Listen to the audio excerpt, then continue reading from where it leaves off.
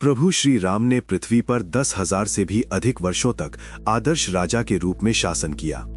अपने इस लंबे और धर्ममय शासनकाल में उन्होंने ऐसे अनेक महान कार्य किए जिन्होंने सनातन धर्म को गौरव और मर्यादा का स्वर्णिम इतिहास दिया।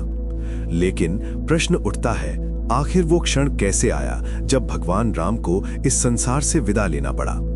ऐसा क्या कारण था कि उन्हें अपने प्रिय परिवार और अयोध्या को छोड़कर विष्णु लोक लौटना पड़ा? पद्म पुराण में वर्णित एक कथा के अनुसार एक दिन एक वृद्ध संत प्रभु श्री राम के दरबार में पहुंचे।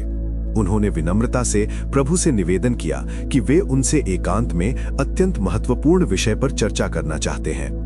प्रभु राम ने उनकी बात स्वीकार की और उन्हें एक निजी कक्ष में ले गए। कक्ष के द्वार पर उन्होंने अपने छोटे भाई लक्ष्मण को पहरे पर खड़ा करते हुए आदेश दिया, जब तक हमारी ये वार्ता समाप्त न हो जाए कोई भी इस कक्ष में प्रवेश ना करे। यदि कोई इस वार्ता में विघ्न डालने का प्रयास करेगा तो उसे मैं स्वयं मृत्युदंड दूंगा। मर्यादा और आज्ञा के पालन में अडिग लक्ष्मण ने सिर झुकाकर आदेश स्वीकार किया और द्वार पर पहरा देने लगे। वो वृद्ध संत वास्तव में कोई साधारण मनुष्य नहीं थे। वे थे कालदेव, स्वयं विष्णु लोक से भेजे गए दूत।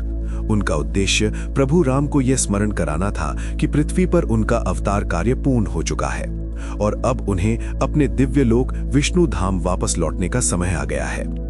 इसी बीच अचानक राजमहल के द्वार पर महान तपस्वी ऋषि दुर्वासा पधारे। उनके तेज और क्रोध से तीनों लोग परिचित थे। उन्होंने लक्ष्मण से कहा कि वे तुरंत भगवान राम से मिलना चाहते हैं और उन्हें कक्ष के भीतर जाने दिया जाए। लेकिन श्री राम की आज्ञा का पालन करते हुए लक्ष्मण ने विनम्रता से उन्हें रोक दिया।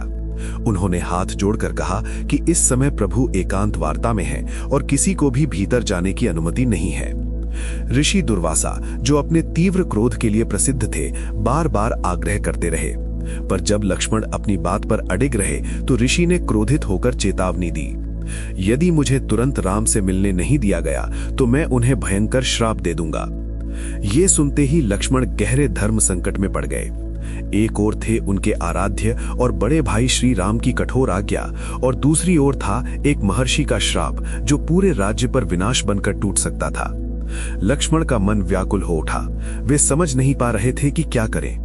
यदि वे आज्ञा का पालन करते तो ऋषि के श्राप से श्री राम और अयोध्या संकट में पड़ सकते थे, और यदि वे भीतर जाते तो श्री राम की आज्ञा भंग होती, जिसका दंड स्वयं मृत्यु था। कुछ क्षणों के गहन विचार के बाद लक्ष्मण ने एक कठोर निर्णय लिया।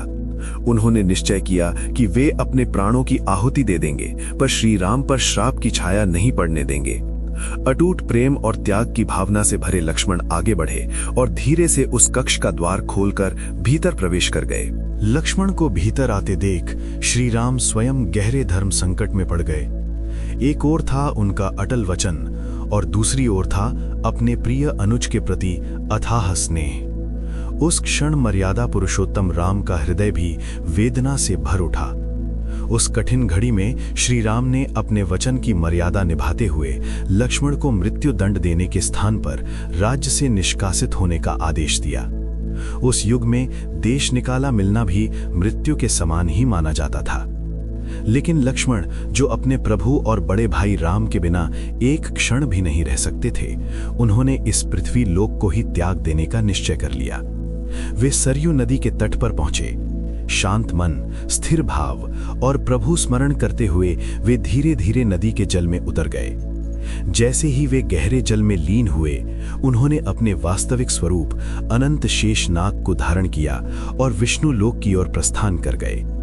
अपने प्रिय अनुज के वियोग से श्री राम का हृदय शोक से भर उठा, क्योंकि जिस प्रकार राम के बिना लक्ष्मण अधूरे थे, उसी प्रकार लक्ष्मण के बिना राम का जीवन भी उन्हें निरर्थक प्रतीत होने लगा। तब प्रभु श्री राम ने भी इस लोक से विदा लेने का निर्णय कर लिया। उन्होंने अपना राज्य और उत्तरदायित्व अपने पुत्रों तथा भाइयों के पुत्रों को सौंप दिया और शांत भाव से सरयू नदी की ओर चल पड़े। नदी के तट पर पहुंचकर प्रभु राम ध्यान मग्न होकर जल के भीतर बढ़ते चले गए और देखते ही देखते वे मानव दृष्टि से ओझल हो गए। कुछ समय पश्चात सरयू के जल से दिव्य प्रकाश प्रकट हुआ। वहीं से भगवान विष्णु अपने चतुर्भुज स्वरूप में प्रकट हुए और भक्तों को दर्शन दिए। इस प्रकार श्री राम ने अपना मानवीय अवतार पूर्ण किया, अपने वास्तविक विष्णु स्वरूप को धारण किया और बैकुंठ धाम की ओर प्रस्थान किया। प्रिय श्रोताओं, हम आशा करते हैं कि भगवान राम की दिव्य लीला और उनके परम प्रस्थान की ये कथा आपको भावपूर्ण लगी होगी। ऐसे ही अद्भुत धर्म रहस्य जानने के लिए कमेंट करें। ओम श्री परमात्मने नमः।